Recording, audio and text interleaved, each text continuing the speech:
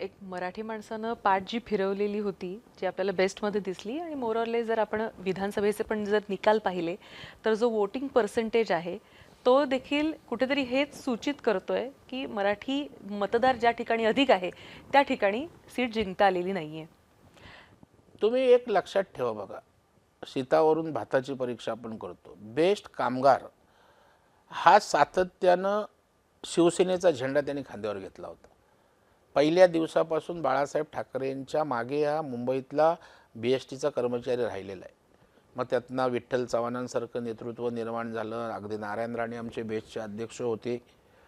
आणि हा मग कर्मचारी तुमच्यावर का नाराज झाला? तुम्ही ठाकरे ब्रँड म्हणून तुम्ही बेस्टची झलक बघा सांगितलं, त्याच कर्मचाऱ्याने तुमचं आता ब्रँडचं काय केलं ते बघताय. पूर्णपणे त्या ठिकाणी शून्य, तुम्हाला खातंही उघडता आलं नाही. म्हणजे बेस्ट कामगारांनी पण दाखवून तुमची काय दिलं. रणनीती होती? कारण तुमच्या अध्यक्षतेत ते खाली आमची अशा रणनीती नव्हती, पद्धतीचं. आमचा प्रामाणिकपणा होता.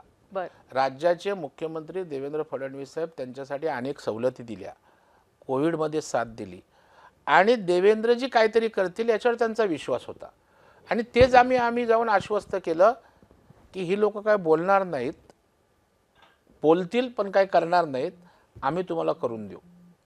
आणि मग अशा प्रकारे त्यांच्या 700 कर्मचाऱ्यांना परमनंट करण्याचा विषय होता. तुमच्यावर लोक विश्वास कधी ठेवतील? काहीतरी कराल तेव्हा. आणि ते आम्ही करून दाखवलं आणि देवाभावांवर लोकांचा विश्वास होता, तो त्यांनी त्या ठिकाणी दाखवला.